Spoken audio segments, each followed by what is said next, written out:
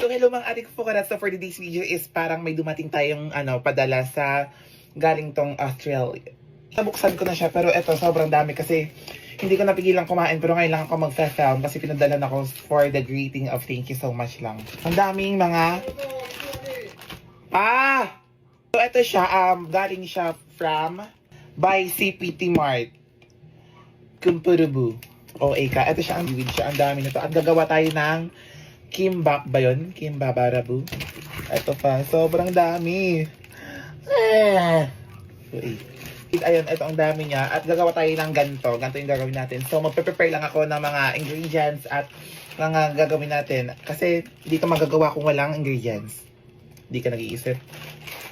So, ayun. Ito na. Na-prepare na ako. Nagsati ako ng carrots. Tapos, meron tayong cucumber. Tapos, merong spamaret at meron tayong egaru. Tapos, meron tayo ditong rice savaliti kumburubu. So, let's get started. Wala kasi akong yung parang rolling in the leaf ng para sa paggawa ng ng kimbap. So, magiging creative. At less sodium siya, so mas healthier siya, te. So, ganito siya. So, hanapin daw yung parang side na ipofot mo muna yung egaval, tapos spam. Ayan, tatluhin na natin siya. Ayan. Cucumber, and then itong carrots.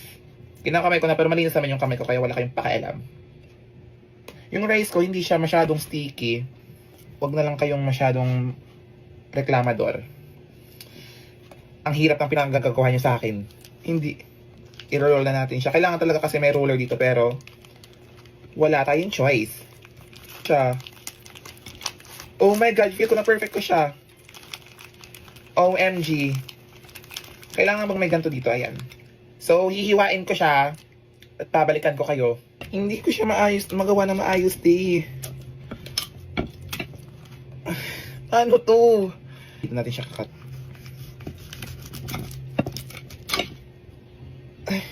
Ayaw talaga, ti. Paano to?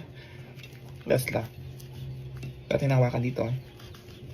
Lumalabas kasi siya. Ganito siya. Ang finished product. Ang gulo. Ganito siya. Harap naman. 10 over 10.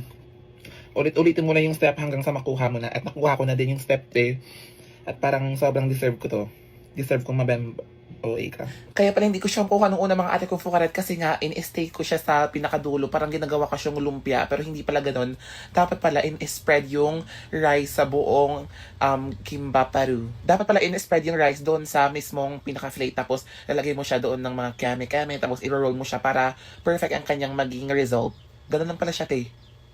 Ito lang yung nakayanan kong gawin mga bading at hindi nyo na ako pipilitin pa kasi okay na yun, no? For the first timer na gumawa ng kimbap, okay na yan siya, te. Ito na ang final look. Ayan siya. Iti-taste sa atin mamaya yan. Pero gagawa pa tayo ng isang noriret. Dahil tapos na natin gawin to, yung ating kimbaparu, o ika. Gagawa naman tayo ng noriret. Ito, pinaka-excited ako. So, minix ko na yung sauce dito. Ito, mayonnaise. Tapos may cheese whiz. Tapos may yung nakita mo dyan, tuna ret. So, hahalo na natin siya sa kanin. And then, imimix mo siya ng sour o ika. Pupuro na seaweed ang ating ian dito. I-eat. Kasi less in sodium pa at sobrang perfect yung healthy level. So, mimix mo siya. And then, titikman na natin silang lahat. Yes! Ayan. Pag mukha na siyang na ret, hindi ka magiging ganun. Tapos sa ating food ngayon. Mukha lang siyang hindi kaaya-aya pero okay yan, masarap to. Ayan na sila ate, tapos na natin siyang gawin at iti-taste test na natin silang lahat. So ang first na iti-taste test is itong ginawa nating sushi roll. Ay, nalaglag siya. So hawakan natin siya, sausaw, and then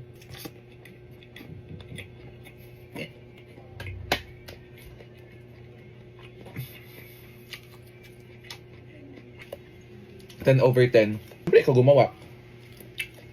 Last one more.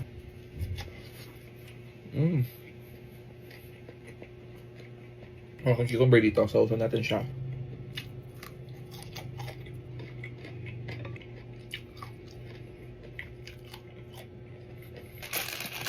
Let's go, wasago. Ganito siya.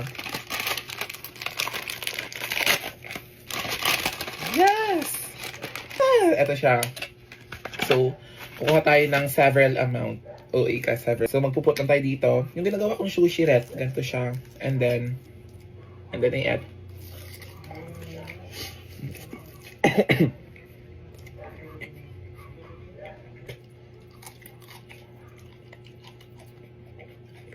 Parang gusto kitang ganun yung sa face. Okay, so sana may natutunan kayo sa video na to at hindi man perfect yung ginawa natin, pero at least nagawa natin pa rin at gawa natin ng paraan. At gawin nyo din sa bike kasi sa offer A sila ng step. At gamitin nyo tong nori ng Pupuru Sambuha Seaweed. Kisses. Bye.